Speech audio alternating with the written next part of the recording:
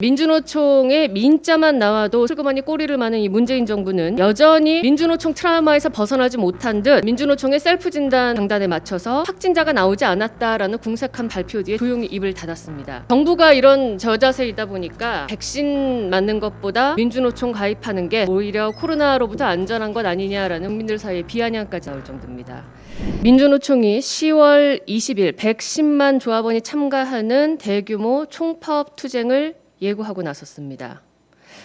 지난 7월 3일 서울 종로 그 도심 한복판에서 기습적인 8,000명 규모의 시위를 벌인 민주노총이 민주노총 시위 가담자 중에 코로나 확진자가 없다라는 셀프 진단과 함께 앞으로 코로나와 엮으려는 모든 시도를 법적 조치하겠다고 국민을 상대로 엄포까지 놓았는데요.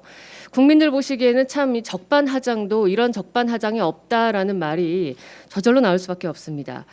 그런데 민주노총의 민자만 나와도 슬그머니 꼬리를 마는 이 문재인 정부는 여전히 민주노총 트라우마에서 벗어나지 못한 듯 민주노총의 셀프 진단 그 장단에 맞춰서 확진자가 나오지 않았다라는 궁색한 발표 뒤에 조용히 입을 닫았습니다. 정부가 이런 저자세이다 보니까 백신 맞는 것보다 민주노총 가입하는 게 오히려 코로나로부터 안전한 것 아니냐라는 국민들 사이에 비아냥까지 나올 정도입니다. 4차 코로나 대유행의 공포가 서울 등 여의도 등 서울 중심부를 덮쳤습니다. 벌써 국민들은 오늘부터 저녁 6시 이후에 2사람 이하의 모임을 해야 하는 그런 어처구니 없는 상황에 직면하게 됐는데요. 어느 누가 이런 고난의 시국에 문재인 정권이나 민주노총을 억지로 코로나 방역에 책임을 엮으려는 그런 시도를 하겠습니까? 정권이나 민주노총은 착각하지 말고 다만 방역 위반이라는 명백한 범법을 예고하는 이런 시도에 대해서 아무리 동업자 정신이 강하다고 하더라도 문재인 정부는 일반 국민들에게 그러했듯이 냉정하게 또 엄격하게 책임 추궁을 해야 한다라는 말씀을 드립니다. 110만 명 규모의 대규모 투쟁을 하겠다라는 것은 코로나 상황이 나아져도 정말 지금 현재 국민들이 생각하시기에는 끔찍한 수준입니다. 번번이 이 정권을 창출한 동업자라는 그런 상전의식으로 문재인 정권의 목덜미를 쥐고 흔들려고 하다 보니까 문재인 정권이 이러지도 저러지도 못하라는 그런 아주 골칫거리 집단으로 생각할 수밖에 없을 것 같은데요. 아마들 기억하실 겁니다. 2017년도에 문재인 정권이 탄생한 직후 옥중에 있던 한상균 민주노총 위원장이 무려 신임 대통령에게 옥중 토론을 하자고 공개 제안을 해서 모두 실소를 금치 못했던 일을 기억을 하실 겁니다.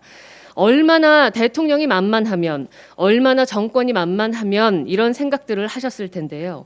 민주노총에 대한 정부의 소극적인 저자세 대응은 국민들께서 문정권이 민주노총의 발 밑에 있는 것이 아닌가라고 충분히 짐작해 하실 만한 그런 안타까운 일이기 때문에 문재인 정권의 엄격한 결단을 촉구드립니다. 그리고 덧붙여서 지난해 8.15 집회 어땠습니까?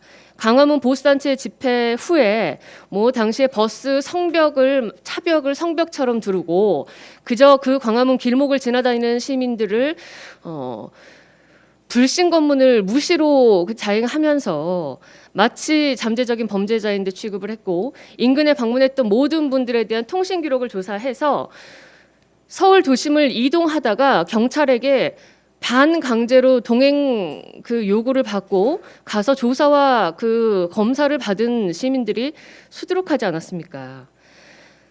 2021년에 대한민국이 맞느냐는 성토도 많이 쏟아졌는데요. 그러나 이러한 모든 문재인 정권의 과잉 조처에 대해서 국민들이 참아주신 이유는 하루빨리 코로나를 극복하자라는 염원 때문이었습니다.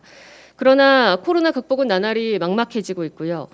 더불어서 델타 바이러스의 창궐로 재확산의 공포까지 커지고 있는 이 상황에서 문재인 정권은 정권도 끝나가는 마당에 민주노총에 그만 쫄고 계산서 처리 확실히 이번으로 마지막 마무리하시고 대신 가을 투쟁을 110만 규모로 하겠다라는 그런 범법 예고에 대해서는 강경하고 또 정확한 입장을 보이셔야 할 것 같습니다.